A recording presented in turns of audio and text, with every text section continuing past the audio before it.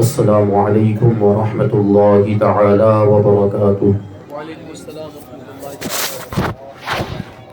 اللہ وبرکاتہ۔ الحمد للہ رب العالمین والعاقبۃ للمتقین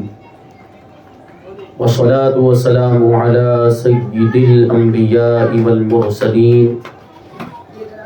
وعلی آلہ واصحابہ اجمعین، اما بعد فاعوذ باللہ من الشیطان الرجیم، بسم اللہ الرحمن الرحیم۔ هو الاول والآخر والظاہر والباطن وهو بكل شیء علیم۔ صدق اللہ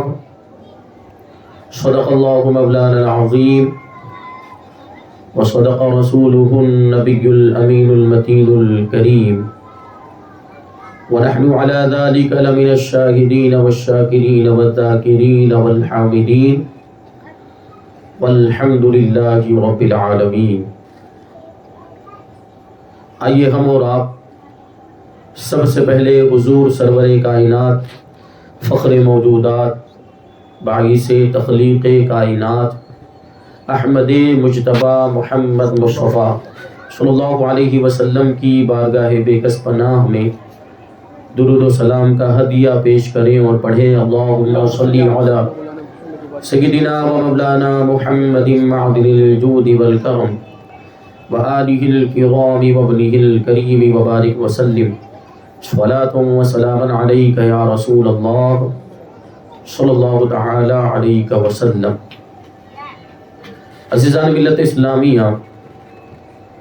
آج ہم انشاءاللہ تبارک و تعالی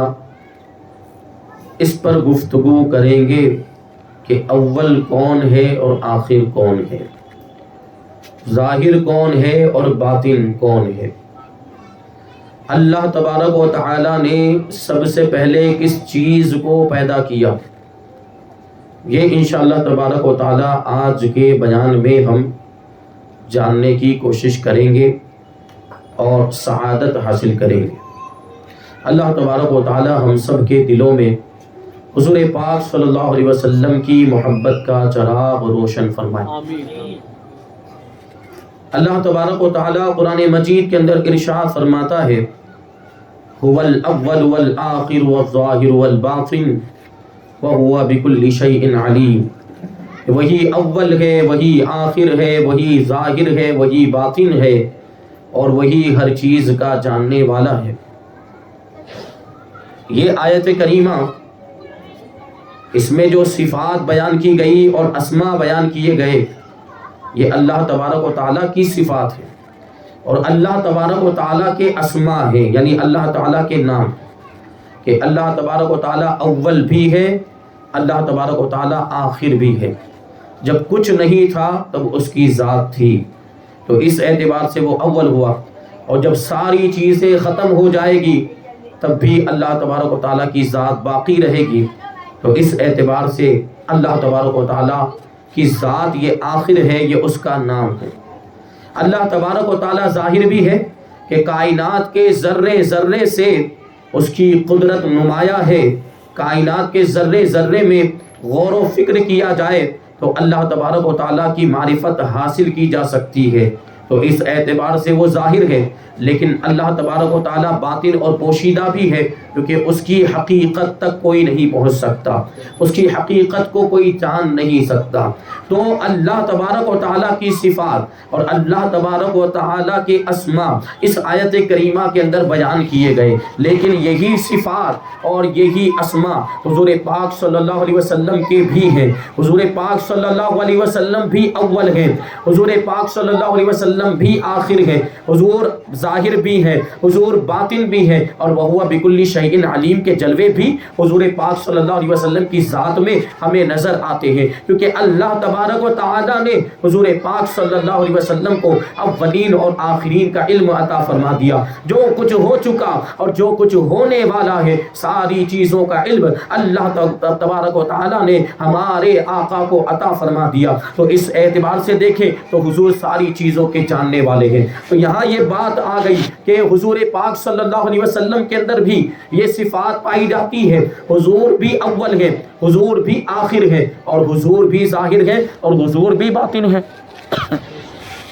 تو ہمیں غور کرنا ہے کہ حضور پاک صلی اللہ علیہ وسلم کو اول کہا جا رہا ہے، تو حضور پاک صلی اللہ علیہ وسلم اول کس اعتبار سے ہے؟ علماء فرماتے ہیں چونکہ حضور پاک صلی اللہ علیہ وسلم کے نور کو اللہ تبارک و تعالیٰ نے سب سے پہلے پیدا فرمایا، جب آسمان بھی نہیں تھا، جب زمین بھی نہیں تھی، جب کوئی انسان بھی نہیں تھا، جب جنات بھی نہیں تھے، نہ سورج تھا، نہ چاند تھا، نہ یہ پہاڑ تھے، نہ چرند تھے، کچھ بھی نہیں تھا، تب اللہ تبارک و تعالیٰ نے اپنے نبی کے نور کو پیدا کیا۔ تو اس اعتبار سے حضور پاک صلی اللہ علیہ وسلم اول بھی ہوئے۔ اول کا مطلب یہ ہوتا ہے سب سے پہلے۔ اور ایک وجہ یہ بیان کی جاتی ہے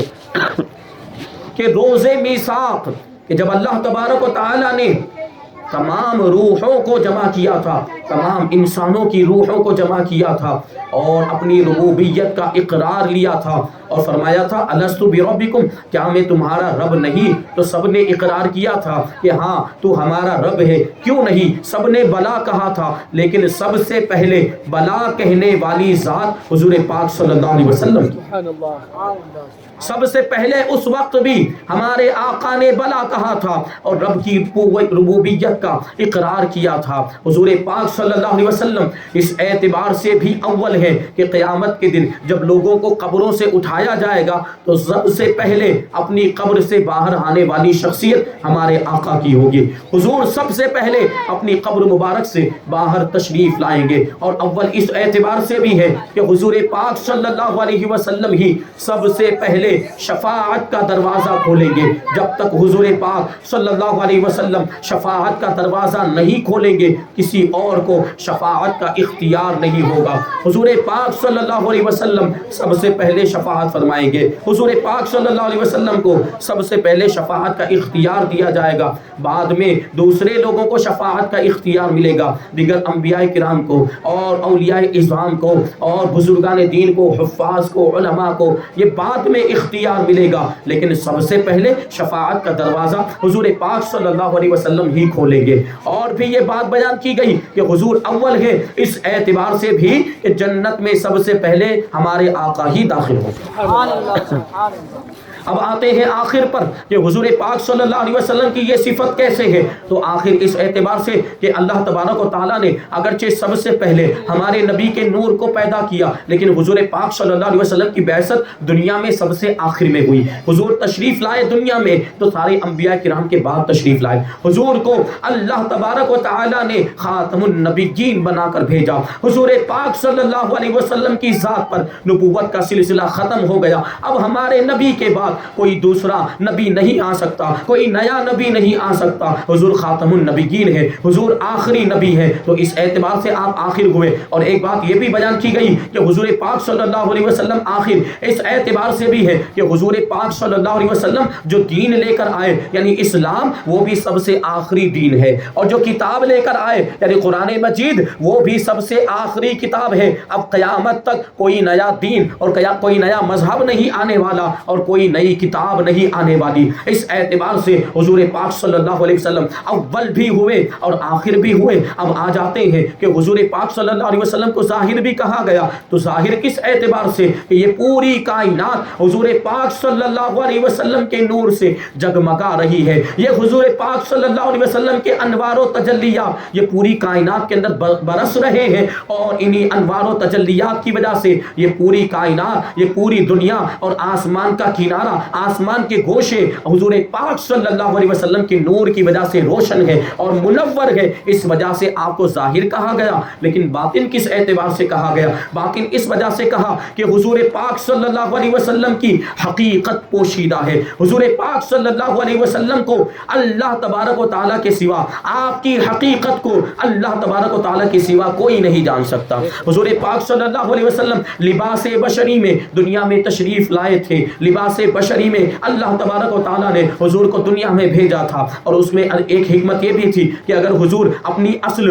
نورانی شکل میں ہی آ جاتے تو انسان حضور سے دور بھاگتے، قریب نہ ہوتے، تو پھر تبلیغ کا فریضہ کیسے انجام دیا جاتا۔ اس لیے ویسے تو حضور پاک صلی اللہ علیہ وسلم کی حقیقت نور ہے، اللہ تبارک و تعالیٰ نے ہمارے نبی کے نور کو اپنے نور سے پیدا کیا، لیکن جب دنیا میں بھیجنے کی باری آئی تو اللہ تبارک و تعالیٰ نے لباس بشری میں بھیجا، انسانی شکل میں حضور پاک صلی اللہ علیہ وسلم کو بھیجا۔ تو پتہ کیا چلا کہ حضور پاک صلی اللہ علیہ وسلم ظاہر بھی ہیں اور باطن بھی ہیں، کہ حضور کی حقیقت کو اللہ تبارک و تعالیٰ کے سوا کوئی نہیں جان سکتا۔ وَهُوَ بِكُلِّ شَيْءٍ عَلِيمٍ کے بارے میں نے بتا دیا کہ اللہ تبارک و تعالیٰ ساری چیزوں کا جاننے والا ہے، اور اللہ تبارک و تعالیٰ نے ہی اپنے پیارے حبیب صلی اللہ علیہ وسلم کو ساری چیزوں کا علم عطا فرما دیا ہے۔ تو اس اعتبار سے حضور پاک صلی اللہ علیہ وسلم بھی بِكُلِّ شَيْءٍ عَلِيمٍ ہے، یعنی سب چیزوں کے جاننے والے ہیں، اولین اور آخرین کا علم رکھتے ہیں، جو کچھ ہو چکا اور جو کچھ ہونے والا ہے، جس کو ما کان اور وما یکون کہا جاتا ہے۔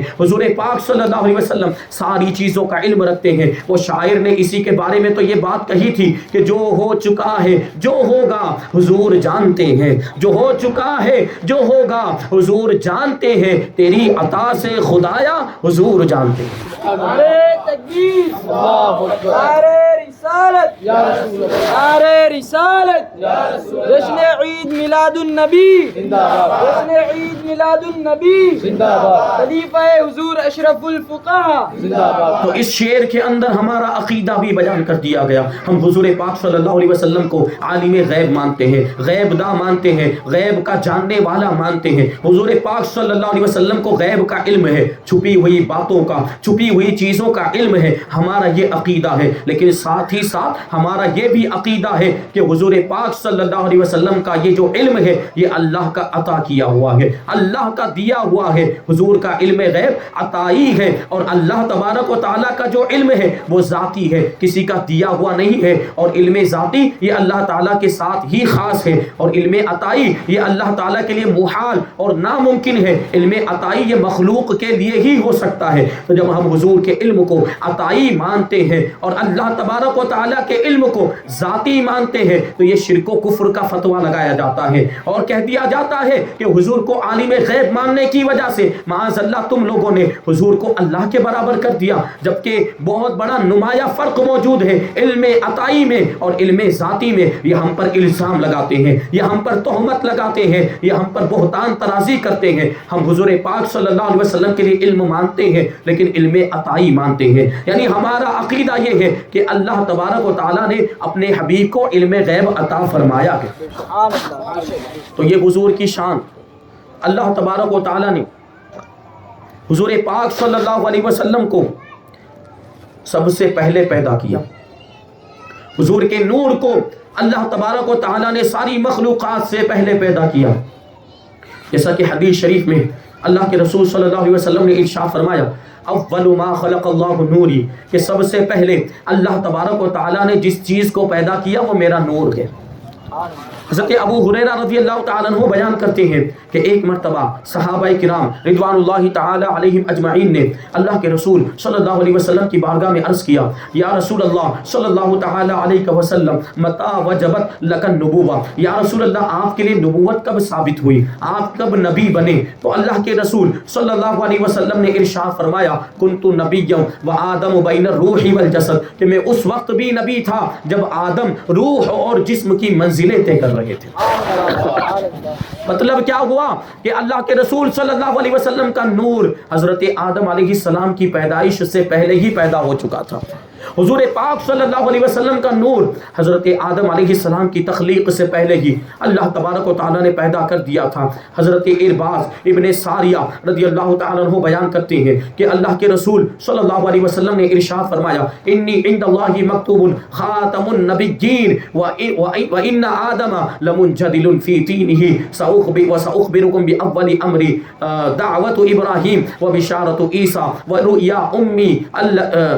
التي رأت حين وضعتني وقد خرج منها نور أضاءت لها منه قصور الشام. اللہ کے رسول صلی اللہ علیہ وسلم نے ارشاد فرمایا کہ میں اللہ تبارک و تعالیٰ کی بارگاہ میں خاتم النبیین لکھ دیا گیا تھا، یعنی مجھے اللہ تبارک و تعالیٰ کی بارگاہ میں آخری نبی لکھ دیا گیا تھا، اور اس وقت بھی میں خاتم النبیین تھا جبکہ حضرت آدم علیہ السلام اپنی گوندی ہوئی مٹی کے اندر موجود تھے، یعنی ابھی ان کی مٹی کو گوندا جا رہا تھا، ان کا پتلا تیار کیا جا رہا تھا، اس وقت بھی ہمارے آقا حضور رحمت عالم صلی اللہ علیہ وسلم موجود تھے، آپ کا نور موجود تھا، اور حضور فرماتے کہ میں اس وقت بھی خاتم النبیین تھا. اور آگے حضور فرماتے ہیں کہ میں اپنی ابتدا کے بارے میں تم کو بتاؤں گا، میں اپنی ابتدا کے بارے میں اول امر کے بارے میں تم کو بتاؤں. تو فرماتے ہیں حضور دعوت ابراہیم و بشارت عیسیٰ، کہ میں ابراہیم کی دعا ہوں اور میں عیسیٰ کی بشارت ہوں، میں عیسیٰ کی خوشخبری ہوں. حضرت ابراہیم علیہ السلام کی دعا کیسے ہیں؟ میں نے اس سے پہلے ایک واقعہ بیان کیا تھا کہ حضرت ابراہیم علیہ السلام نے خانہ کعبہ کو تعمیر کیا، اور تعمیر سے فارغ ہونے کے بعد اپنے رب کی بارگاہ میں دعا کی تھی، ربنا وابعث فیہم رسولا منہم یتلو علیہم آیاتک ویعلمہم الکتاب والحکمت ویزکیہم انک انت العزیز الحکیم. حضرت ابراہیم علیہ السلام نے اللہ کی بارگاہ میں دعا کی تھی، اے ہمارے پروردگار تو ان میں سے یعنی میری اولاد میں سے ایک عظمت والے رسول کو بھیج دے جو ان پر تیری آیتیں تلاوت کرے، تیری آیتیں پڑھ کے سنائے، انہیں کتاب کا بھی علم دے، انہیں حکمت بھی سکھائے، اور انہیں پاکیزہ کر دے، یعنی انہیں گناہوں سے پاکیزہ کر دے، کفر و شرک سے پاکیزہ کر دے. انک انت العزیز الحکیم، کہ بے شک تو ہی غالب ہے اور تو ہی حکمت والا ہے. تو اللہ تبارک و تعالی نے حضرت ابراہیم علیہ السلام کی دعا کو قبول فرمایا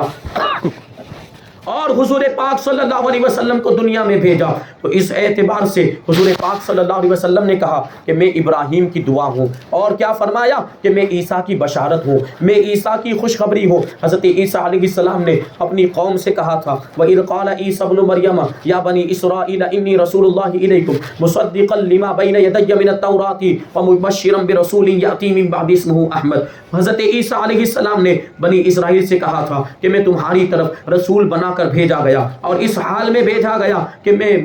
مجھ سے پہلے والی کتاب توریت کی تصدیق کرنے والا ہوں، اور ایسے رسول کی بشارت دینے والا ہوں، ایسے رسول کی خوشخبری دینے والا ہوں جو میرے بعد آئیں گے اور جن کا نام احمد ہوگا. تو حضور نے اس کی طرف اشارہ کرتے ہوئے فرمایا کہ میں عیسیٰ کی بشارت بھی ہوں، اور آگے کیا فرمایا کہ میں اپنی والدہ کا وہ خواب ہوں جو میری پیدائش کے وقت میری والدہ نے دیکھا تھا، اور آپ سے ایک ایسا نور نکلا تھا کہ اس نور کی وجہ سے میری والدہ ماجدہ نے ملک شام کے محلات کو ملاحظہ فرما لیا تھا. ملک شام یعنی سیریا، یہ مکہ مکرمہ سے سینکڑوں کلومیٹر کے فاصلے پر گئے. حضور پاک صلی اللہ علیہ وسلم کی پیدائش کے وقت ایسا نور نکلا تھا کہ حضرت آمنہ رضی اللہ تعالی عنہا کی نگاہوں کے سامنے سے اس نور کی وجہ سے سارے پردے اٹھ گئے تھے. اب یہ عمارتیں رکاوٹ نہیں بن رہی تھی، اور یہ پہاڑ یہ حجاب نہیں بن رہے تھے. حضرت بی بی آمنہ رضی اللہ تعالی عنہا نے مکہ مکرمہ میں رہتے ہوئے حضور پاک صلی اللہ علیہ وسلم کے نور کی برکت سے ملک شام کے محلات کو بھی دیکھ لیا. تو اس حدیث سے تین باتیں پتہ چلتی ہیں. سب سے پہلے تو یہ بات کہ حضور پاک صلی اللہ علیہ وسلم خاتم النبیین ہیں، حضور آخری نبی ہیں، آپ کے بعد کوئی نبی نہیں آ سکتا. اور دوسری بات یہ ہے کہ سب سے پہلے اللہ تبارک و تعالیٰ نے ہمارے نبی کو پیدا فرمایا. اور تیسری بات یہ ثابت ہوتی ہے کہ حضور پاک صلی اللہ علیہ وسلم کا جو نور ہے وہ نور حسی ہے، یعنی اس نور کو محسوس کیا جا سکتا ہے. اسی وجہ سے تو حضرت بی بی آمنہ رضی اللہ تعالی عنہا نے مکہ مکرمہ میں رہتے ہوئے اسی نور کی روشنی میں ملک شام کے محلات کو ملاحظہ فرما لیا تھا. تو پتا چلا کہ اللہ تبارک و تعالیٰ نے حضور پاک صلی اللہ علیہ وسلم کو سب سے پہلے پیدا کیا. حضرت جابر ابن عبداللہ رضی اللہ تعالیٰ عنہ ایک مرتبہ اللہ کے رسول صلی اللہ علیہ وسلم کی بارگاہ میں عرض کرتے ہیں بی ابی انت و امی اخبرنی عن اول شیء خلقہ اللہ تعالی قبل الاشیاء، یعنی حضرت جابر ابن عبداللہ رضی اللہ تعالی عنہ نے اللہ کے رسول کی بارگاہ میں عرض کیا، یا رسول اللہ صلی اللہ تعالی علیہ وسلم، میرے ماں باپ آپ پر قربان ہو جائے، مجھے اس چیز کے بارے میں خبر دیجئے جس چیز کو اللہ تبارک و تعالیٰ نے سب سے پہلے پیدا کیا، جس چیز کو اللہ تبارک و تعالیٰ نے ساری چیزوں سے پہلے پیدا کیا۔ تو اللہ کے رسول صلی اللہ علیہ وسلم نے ارشاد فرمایا، ان اللہ تعالی خلق قبل الاشیاء نور نبیک من نورہ، کہ اللہ تبارک و تعالیٰ نے ساری چیزوں سے پہلے تیرے نبی کے نور کو اپنے نور سے پیدا کیا۔ نعرہ تکبیر، اللہ اکبر، نعرہ رسالت، جشن عید میلاد النبی، خلیفہ حضور اشرف الفقہا۔ آگے حضور فرماتے ہیں فجعل ذلك النور يدور بالقدرت حيث شاء اللہ تعالی، تو وہ نور اللہ تبارک و تعالیٰ کی قدرت کی وجہ سے جہاں جہاں اللہ تبارک و تعالیٰ نے چاہا وہ نور گردش کرتا رہا، وہ نور گھومتا رہا۔ اور فرماتے ہیں کہ ولم یکن فی ذلک الوقت لوح ولا قلم، اور اس وقت میں نہ لوح تھی نہ قلم تھا، ولا جنت ولا نار، نہ جنت تھی نہ دوزخ تھی، ولا ملک، اور کوئی فرشتہ بھی نہیں تھا، ولا سماء ولا ارض، نہ ہی آسمان تھا اور نہ ہی زمین تھی، ولا شمس ولا قمر، اور نہ ہی سورج تھا اور نہ ہی چاند تھا، ولا انسی ولا جنی، اور اس وقت کوئی انسان بھی نہیں تھا اور کوئی جنات بھی نہیں تھا، کوئی بھی مخلوق موجود نہیں تھی۔ اللہ تبارک و تعالیٰ نے ساری مخلوقات سے پہلے ہمارے نبی کے نور کو پیدا کیا۔ سبحان اللہ۔ پھر فرماتے ہیں فلما اراد اللہ ان یخلق، تو جب اللہ تبارک و تعالیٰ نے مخلوق کو پیدا کرنے کا ارادہ کیا، قسم ذلک النور اربع اجزاء، تو اللہ تبارک و تعالیٰ نے ہمارے نبی کے نور کو 4 حصوں میں تقسیم کیا۔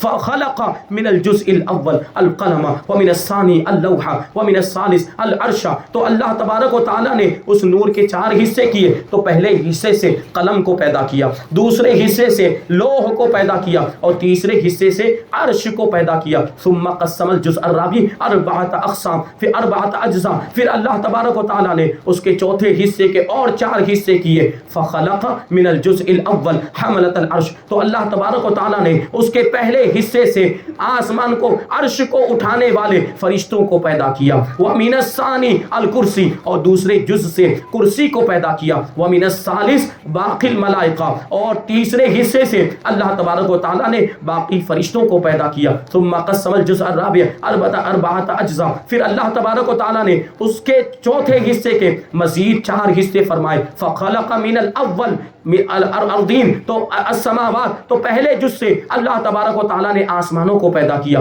ومن الثانی الارضین، اور دوسرے جز سے زمینوں کو پیدا کیا، اور تیسرے جز سے اللہ تبارک و تعالیٰ نے جنت اور دوزخ کو پیدا کیا۔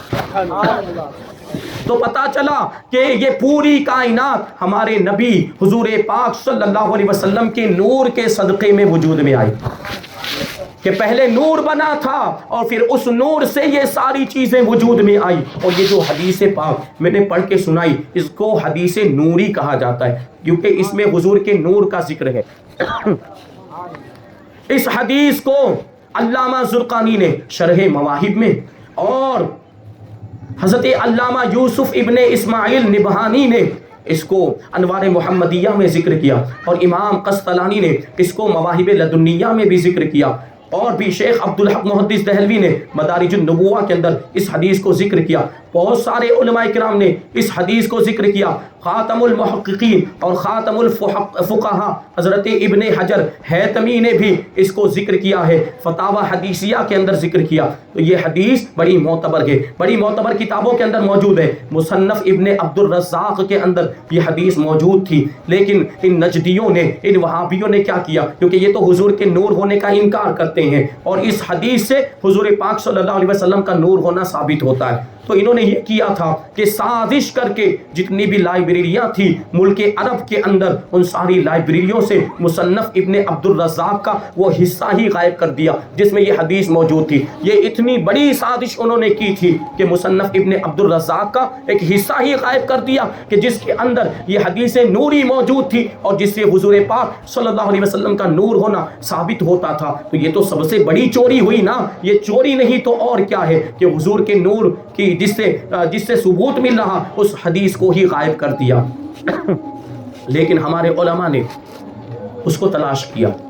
خاص طور پر پاکستان کے علماء نے اس کو تلاش کیا تو مصر کی کسی لائبریری سے وہ جو حصہ تھا جس کو ان لوگوں نے غائب کر دیا تھا وہ ملا، تو اس کو پھر شائع کیا گیا، اس کو پھر سے چھاپا گیا اور اس کا نام رکھا گیا الجزء المفقود من المصنف، یعنی وہ حصہ جو گم ہو گیا تھا، مصنف ابن عبد الرزاق کا وہ حصہ، وہ جز جو کھو گیا تھا، اس کو ملنے کے بعد دوبارہ اس کو شائع کیا، اور یہ ہمارے ہندوستان سے بھی شائع ہو چکا ہے، پور بندر سے برکات رضا سے شائع ہو چکا، اور اس میں آج بھی یہ حدیث پاک موجود ہے۔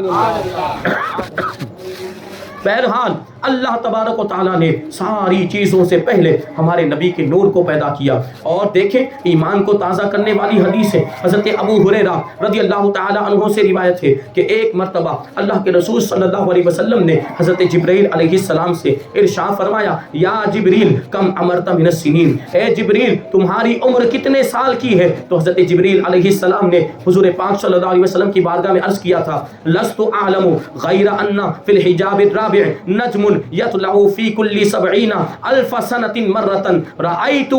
72 الف مرۃ، یا رسول اللہ صلی اللہ تعالی علیہ وسلم میری عمر کتنی ہے یہ تو مجھے نہیں معلوم، اس کا تو مجھے علم نہیں، لیکن چوتھے حجاب کے اندر ایک ستارہ ہر 70,000 سال میں ایک مرتبہ طلوع ہوتا ہے، اس ستارے کو میں نے 72,000 مرتبہ دیکھا ہے، سبحان اللہ، اس ستارے کو میں نے 72,000 مرتبہ دیکھا ہے۔ اللہ کے رسول صلی اللہ علیہ وسلم نے ارشاد فرمایا، یا جبریل وعزت ربی وجلالہ انا ذالک الکوکب، اے جبریل مجھے اپنے رب کی عزت و جلال کی قسم وہ ستارہ کوئی اور نہیں بلکہ میں ہی ہوں۔ تکبیر، نعرہ رسالت، نعرہ رسالت، جشن عید میلاد النبی، مفتی اعظم سورت۔ تو پتا چلا کہ حضور پاک صلی اللہ علیہ وسلم کا نور حضرت جبرائیل سے بھی پہلے پیدا کر دیا گیا تھا، حضرت جبرائیل سے بھی پہلے۔ حضرت شیخ عبدالحق محدث دہلوی تو یہاں تک فرماتے ہیں کہ بدا کے اولی مخلوقات، وہ واسطہ صدور کائنات، وہ واسطہ خلق عالم و آدم نور محمد صلی اللہ علیہ وسلم است، یعنی فارسی میں مدارج النبوہ کی عبارت ہے۔ اور فرماتے ہیں شیخ عبدالحق محدث دہلوی، جان لو کہ سب سے پہلی مخلوق اور پوری کائنات کے وجود میں آنے کا واسطہ اور وسیلہ حضرت آدم علیہ السلام کی پیدائش کا وسیلہ، اور پوری دنیا کے بننے اور پوری دنیا کے پیدا ہونے کا واسطہ اور ذریعہ محمد صلی اللہ علیہ وسلم کا نور ہے، محمد صلی اللہ علیہ وسلم کا نور، کہ حضور کے نور سے ہی اللہ تبارک و تعالیٰ نے پوری کائنات کو بنایا۔ بلکہ حضور تو یہاں تک ارشاد فرماتے ہیں، کنت نورا بین یدی اللہ قبل خلق آدم باربعۃ عشر الف عام، حضور فرماتے ہیں کہ میں حضرت آدم علیہ السلام کی پیدائش سے 14,000 سال پہلے اپنے رب کی بارگاہ میں نور کی شکل میں موجود تھا، یعنی حضور کا نور حضرت آدم علیہ السلام سے بھی 14,000 سال پہلے یہ پیدا ہو چکا تھا۔ اس لیے تو ہمارے امام کہتے ہیں کہ وہ جو نہ تھے تو کچھ نہ تھا، وہ جو نہ ہو تو کچھ نہ ہو، جان ہے وہ جہان کی، جان ہے تو جہان۔ نعرہ تکبیر، نعرہ رسالت، کلام اعلی حضرت، فیضان اعلی حضرت۔ حضرت سلمان فارسی رضی اللہ تعالیٰ عنہ سے روایت، غالباً شواہد النبوہ کے اندر یہ روایت موجود ہے۔ یہ دلیل دے رہا ہوں کیونکہ اعتراض کرتے کہاں ہے حدیث، سوال آتا ہے نا، یہ حدیث کون سی کتاب کے اندر لکھی ہے؟ شواہد النبوہ کے اندر یا مدارج النبوہ کے اندر یہ حدیث موجود ہے۔ حضرت شیخ عبدالحق محدث دہلوی، ان کو یہ اپنا پیشوا، یہ بھی اپنا پیشوا مانتے ہیں۔ ہمارے مخالفین حضرت شیخ عبدالحق محدث دہلوی کو اپنا امام مانتے ہیں، لیکن جب ایسی بات آتی ہے تو پھر وہ بات ماننے کے لیے تیار نہیں ہوتے اور کھینچ تان کر کے ان کی عبارتیں لائیں گے، اور معاذ اللہ ہمارے خلاف وہ عبارتوں کو چسپاں کرنے کی کوشش کرتے ہیں۔ بہرحال یہ حدیث شریف موجود حضرت سلمان فارسی رضی اللہ تعالیٰ عنہ سے مروی کہ اللہ کے رسول صلی اللہ علیہ وسلم نے ارشاد فرمایا، اس روایت کے اندر ہے کہ حبت جبریل علی النبی صلی اللہ علیہ وسلم، کہ حضرت جبرائیل علیہ السلام حضور پاک صلی اللہ علیہ وسلم کی بارگاہ میں حاضر ہوئے، اور آنے کے بعد کہا، ان ربک یقول، کہ تمہارا رب فرماتا ہے، آپ کا رب فرماتا ہے، ان کنت استخذت ابراہیم خلیلا فقد اتخذتک حبیبا، کہ یا رسول اللہ، اے محمد صلی اللہ علیہ وسلم، اے میرے محبوب، اے میرے حبیب، اگر میں نے ابراہیم کو اپنا خلیل بنایا ہے تو آپ کو میں نے اپنا حبیب بنایا ہے۔ اگر ابراہیم کو میں نے اپنا خلیل بنایا ہے تو آپ کو میں نے اپنا حبیب بنایا ہے۔ اور خلیل اور حبیب میں بہت فرق ہوا کرتا ہے۔ خلیل جگری دوست کو کہا جاتا ہے، ہم عام بول چال میں جگری دوست کہہ دیتے ہیں، لیکن حبیب کا مرتبہ اس سے بھی بلند و بالا ہوا کرتا ہے۔ اللہ تبارک و تعالیٰ نے آگے ارشاد فرمایا وَقَدْ خَلَقْ وَمَا خَلَقْتُ خَلْقًا أَكْرَمَ عَلَيَّ مِنْكَ، اور میں نے کسی بھی ایسی مخلوق کو پیدا نہیں کیا جو میری بارگاہ میں تم سے زیادہ عزت والی ہو۔ یعنی اللہ کی بارگاہ میں اگر سب سے بڑا مرتبہ کسی کا ہے تو وہ ہمارے آقا کا ہے۔ اور آگے حدیث کے الفاظ سنے ایمان تازہ ہو جائے گا۔ اللہ تبارک و تعالیٰ ارشاد فرماتا ہے وَلَقَدْ خَلَقْتُ الدُّنْيَا وَأَهْلَهَا لِأُعَرِّفَهُمْ كَرَامَتَكَ وَمَنزِلَتَكَ عِنْدِي، کہ اے حبیب میں نے دنیا کو اور دنیا والوں کو صرف اس لیے پیدا کیا کہ میں ان کو بتاؤں کہ میری بارگاہ میں تمہارا کیا مرتبہ ہے، میں ان کو بتاؤں کہ میری بارگاہ میں تمہاری کتنی عزت ہے۔ لولاک ما خلقت الدنیا، اللہ تعالیٰ نے ارشاد فرمایا کہ اگر آپ نہ ہوتے تو میں دنیا کو پیدا ہی نہ کرتا۔ سبحان اللہ۔ تو حضور کو پیدا کرنا ہی اصل مقصد تھا۔ حضور کو پیدا کیا اور پھر حضور کے صدقے میں یہ پوری کائنات بنی ہے، یہ پوری دنیا بنی ہے۔ یہ حضور پاک صلی اللہ علیہ وسلم کے نور کا صدقہ ہے۔ حضرت عبداللہ ابن عباس رضی اللہ تعالیٰ عنہ آیت کریمہ وما کنت بجانب الطور اذ نادیناہ، اس کے تحت فرماتے ہیں حضرت عبداللہ ابن عباس سید المفسرین ہے، بہت بڑا مرتبہ ہے۔ اللہ کے رسول صلی اللہ علیہ وسلم نے ان کے علم میں اضافے کی دعا کی تھی، اور اللہ کے رسول صلی اللہ علیہ وسلم نے قرآن کی تفسیر کے لیے خاص طور پر ان کے لیے دعا کی تھی، اور حضرت عبداللہ ابن عباس رضی اللہ تعالیٰ عنہما کو حبر الامت کہا جاتا ہے، یعنی امت کا بہت بڑا عالم، امت کا بہت بڑا عالم۔ حضرت عبداللہ ابن عباس یہ فرماتے ہیں کہ جب حضرت موسیٰ علیہ السلام کو اللہ تبارک و تعالیٰ نے کوہ طور پر بلا کر وہ توریت کی تختیاں عطا فرمائی تو حضرت موسیٰ علیہ السلام بہت خوش ہو گئے اور ان کی مسرت کی انتہا نہیں رہی۔ حضرت موسیٰ علیہ السلام نے اللہ تبارک و تعالیٰ کی بارگاہ میں عرض کیا اے پروردگار عالم، تو نے وہ مقام و مرتبہ مجھے عطا فرمایا کہ ایسی کرامت اور ایسی شرافت مجھے عطا فرمائی کہ مجھ سے پہلے کسی کو نہیں ملی ہوگی۔ تو اللہ تبارک و تعالیٰ نے ارشاد فرمایا کہ ہم نے تمہارے دل کو متواضع پایا، تواضع کرنے والا پایا، اس لیے یہ مرتبہ عطا فرمایا، کلام کا مقام اور رسالت کا منصب عطا فرمایا۔ یعنی وہ رسول بھی تھے اور کلیم بھی تھے، یعنی اللہ تبارک و تعالیٰ سے بات کرنے والے، یہ شرف بھی حضرت موسیٰ علیہ السلام کو ملا تھا۔ آگے اللہ تبارک و تعالیٰ نے حضرت موسیٰ علیہ السلام سے ارشاد فرمایا فخذ ما آتیتک وکن من الشاکرین ومت علی التوحید وحب وعلی حب محمد صلی اللہ علیہ وسلم۔ اللہ تبارک و تعالیٰ نے حضرت موسیٰ علیہ السلام سے ارشاد فرمایا کہ جو کچھ میں نے تمہیں دیا وہ لے لو اور شکر ادا کرو، اور تم جب مرنا، جب تمہارا انتقال ہو تو توحید پر اور محمد صلی اللہ علیہ وسلم کی محبت پر ہونا چاہیے۔ اب ظاہر سی بات ہے حضور پاک صلی اللہ علیہ وسلم کا نام آ گیا تو حضرت موسیٰ علیہ السلام نے اللہ تبارک و تعالیٰ کی بارگاہ میں عرض کیا اے پروردگار یہ محمد کون ہے کہ جن کے نام کو میری توحید کے ساتھ ملایا گیا؟ تو اللہ تبارک و تعالیٰ نے ارشاد فرمایا کہ محمد صلی اللہ علیہ وسلم وہ ہیں کہ جن کے نام نامی کو آسمان و زمین کی پیدائش سے 2000 سال پہلے میں نے عرش پر لکھ دیا۔ اور اگر تم میرا قرب چاہتے ہو، اگر تم میری نزدیکی چاہتے ہو تو محمد صلی اللہ علیہ وسلم پر کثرت کے ساتھ درود بھیجا کرو۔ اب حضرت موسیٰ علیہ السلام نے اللہ تبارک و تعالیٰ کی بارگاہ میں عرض کیا اے پروردگار محمد صلی اللہ علیہ وسلم کے بارے میں مجھے مزید آگاہی عطا فرما کہ یہ کون ہے کہ جن کے بغیر میں تیری بارگاہ کا قرب حاصل نہیں کر سکتا، میں تیری بارگاہ کی نزدیکی حاصل نہیں کر سکتا۔ تو اللہ تبارک و تعالیٰ نے ارشاد فرمایا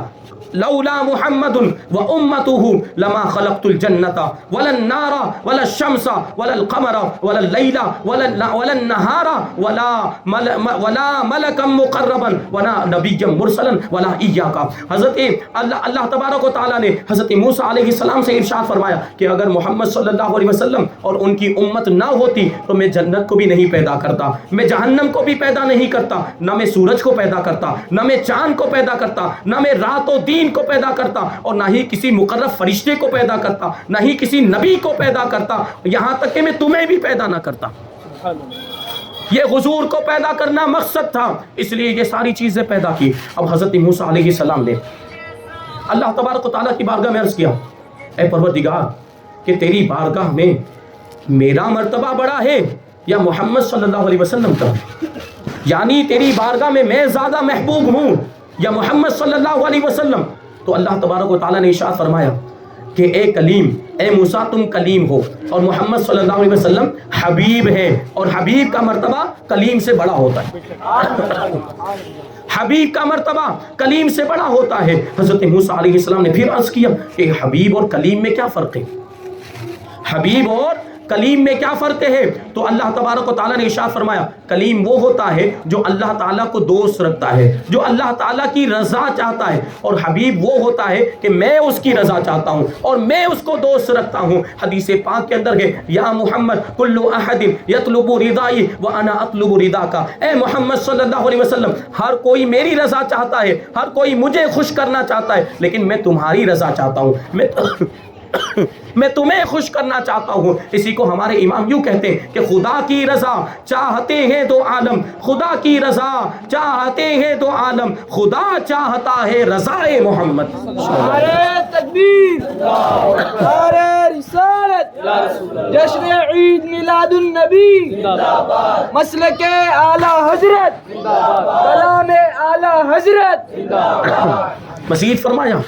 کہ کلیم وہ ہوتا ہے جو 40 دن تک روزہ رکھے، 40 راتوں تک عبادت کرے، پھر کوہ طور پر آئے اور پھر ہمارے کلام سے مشرف ہو۔ لیکن حبیب وہ ہوتا ہے جو اپنے بستر پر آرام کر رہا ہو اور اس کو کہیں بلایا نہیں جا رہا، اس کی بارگاہ میں جبرائیل کو بھیجا جاتا ہے، اور پھر میں حضرت جبرائیل کو بھیج کر ان کو اپنی بارگاہ میں بلاتا ہوں اور پھر اپنے کلام سے مشرف فرما دیا کرتا ہوں۔ یہ حضور کا مرتبہ اللہ تبارک و تعالیٰ کی بارگاہ میں۔